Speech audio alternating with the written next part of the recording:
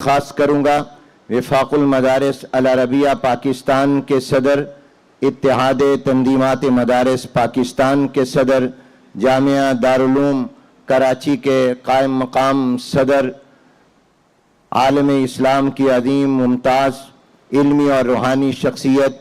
اور آج کے اس سیمینار کے داعی و میزبان حضرت مولانا مفتی محمد تقی عثمانی صاحب دامت برکاتہم العالیہ سے کہ وہ اپنے افتتاحی خطاب سے ہم سب کو نوازیں۔ شیخ الاسلام حضرت مولانا مفتی محمد تقی عثمانی صاحب دامت برکاتہم العالیہ۔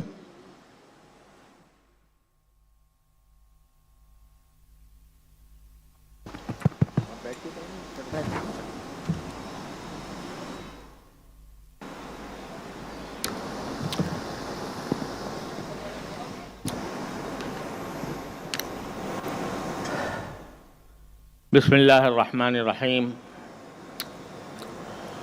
الحمد للہ رب العالمین،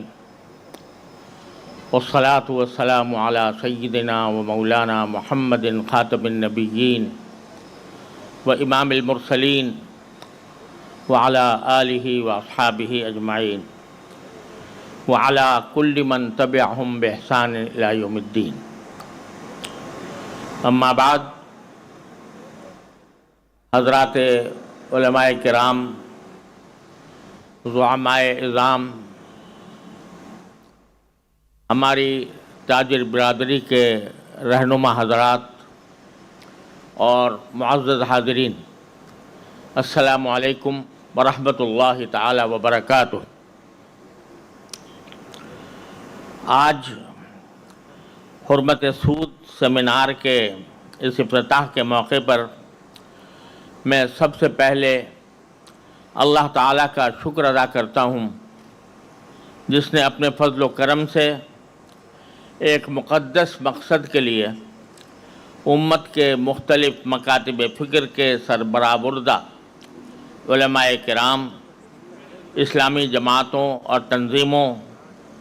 اور ہماری تاجر برادری کو اس تاریخی موقع پر جمع فرمایا۔ یہ مقدس مقصد ملک سے سود کی لعنت کو ختم کرنے کے لیے متفقہ آواز بلند کرنا اور اس کے لیے حکومت سے اور متعلقہ اداروں سے یہ مطالبہ کرنا ہے کہ اس مقدس مقصد کو عملی جامہ پہنانے کے لیے مؤثر اور عملی کوششیں کی جائیں۔ میری مدت سے ایک خواہش تھی کہ اگرچہ ہم کچھ نظریاتی اختلافات کی وجہ سے سنی، شیعہ، دیوبندی، بریلوی، اہل حدیث کے مکاتب فکر میں تقسیم ہیں، جنہیں بعض اوقات فرقوں سے بھی تعبیر کر دیا جاتا ہے، لیکن حقیقت یہ ہے کہ ان نظریاتی اختلافات کا دائرہ اکثر بہت تنگ ہے، جنہیں صرف علمی حلقوں تک محدود رہنا چاہیے۔ اس کے برعکس امت کے جن مسائل کا عالمی سطح پر اور ملکی سطح پر ہمیں سامنا ہے اور جن کو نظر انداز کر کے ہم بہت دکھ اٹھا چکے ہیں، وہ بیشتر اجماعی نوعیت کے مسائل ہیں جس میں کسی کا اختلاف نہیں، اور اگر ہم سب مل کر ان مسائل کی طرف پوری توجہ اور صلاحیتیں صرف کریں تو ان کا حل نکالنا کچھ مشکل نہیں ہے۔ اس لیے مدت سے میرا خیال تھا کہ ایک ایسا فورم وجود میں آئے جو ان سلگتے ہوئے مسائل پر تمام مکاتب فکر اور دینی تنظیموں کو اپنے سیاسی، جماعتی یا مسلکی تشخص سے ماورا ہو کر متفقہ موقف پیش کرنے اور اسے ایک تحریک دینے کی شکل دے تو انشاءاللہ کامیابی کی بڑی امید ہے۔ ہماری ماضی کی تاریخ گواہ ہے کہ جب کبھی کسی اجماعی مسئلے پر تمام مکاتب فکر اکٹھے ہوئے تو اس کا نتیجہ ہمیشہ بہت خوش آئند رہا۔ سب سے پہلے قرارداد مقاصد کی منظوری میں تمام مکاتب فکر شامل تھے۔ پھر حضرت مولانا شاہ ملک صاحب رحمۃ اللہ علیہ کی دعوت پر سن 1952 میں تمام مکاتب فکر کے چوٹی کے علماء نے ملک کے دستور کے لیے 22 نکات مرتب فرمائے، جنہیں قبول عام حاصل ہوا۔ اس کے بعد سن 1953 میں تمام مکاتب فکر کے چوٹی کے علماء نے ملک کے دستور کے لیے عملی تفصیلات اس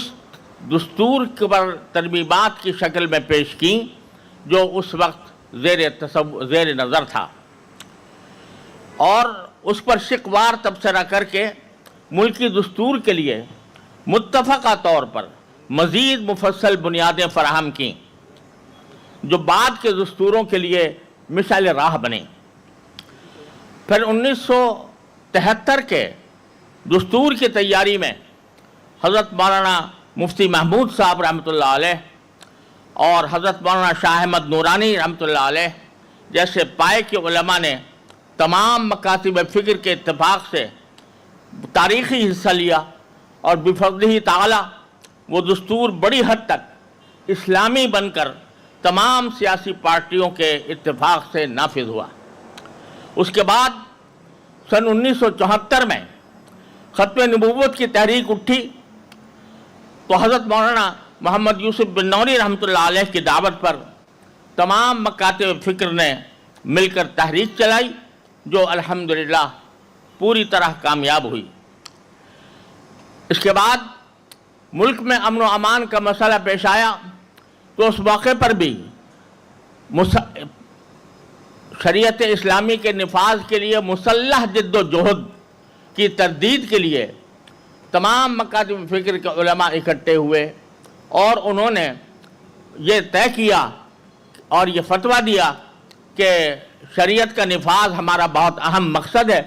لیکن اس کے لیے مسلح جد و جہد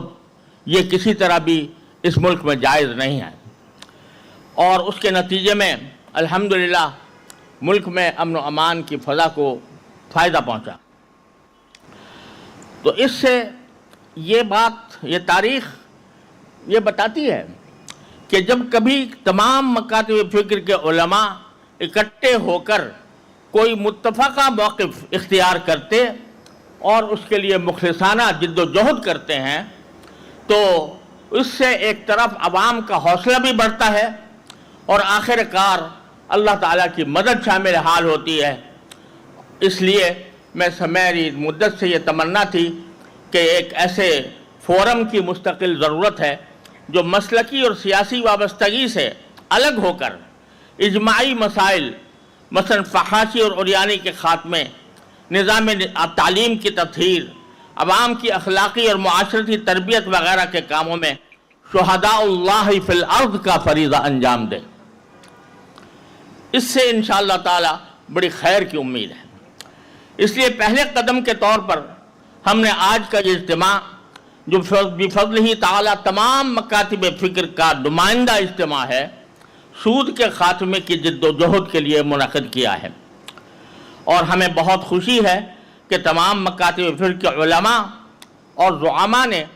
ہماری عاجزانہ دعوت کو قبول فرمایا۔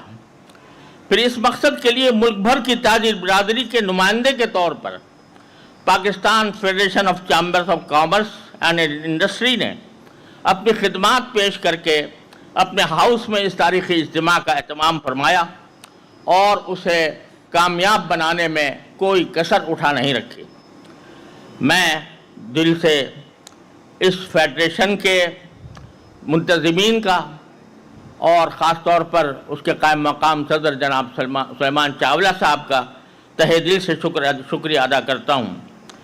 اور عالی جناب الحاج غلام علی صاحب جو اب گورنر KPK ہیں،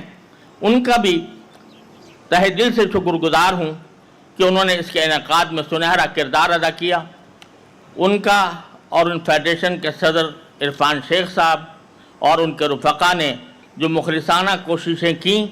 اس پر شکریہ کے لیے میرے پاس موزوں الفاظ نہیں ہیں۔ اور اس اجتماع کی اصل جان وہ علماء کرام اور مشائخ ہیں اور تنظیموں کے نمائندے ہیں جنہوں نے مجھ ناکارہ کی دعوت پر اس مقصد کے لیے اخلاص کے ساتھ اپنے قیمتی اوقات صرف فرمائے۔ اللہ تعالیٰ ان کی کوششوں کو قبول اور کامیاب فرمائے۔ ہمیں امید ہے کہ اس اجتماع کو محترم گورنر سندھ، محترم وزیر خزانہ اور جناب گورنر اسٹیٹ بینک اور متعدد وزراء بھی رونق بخشیں گے اور اس کام کو آگے بڑھانے کے لیے عملی اقدامات کا اعلان کریں گے۔ اللہ تعالیٰ انہیں بھی جزائے خیر عطا فرما کر مقصد میں نمایاں کردار ادا کرنے کی توفیق عطا فرمائیں۔ وآخر دعوانا ان الحمدللہ رب العالمین۔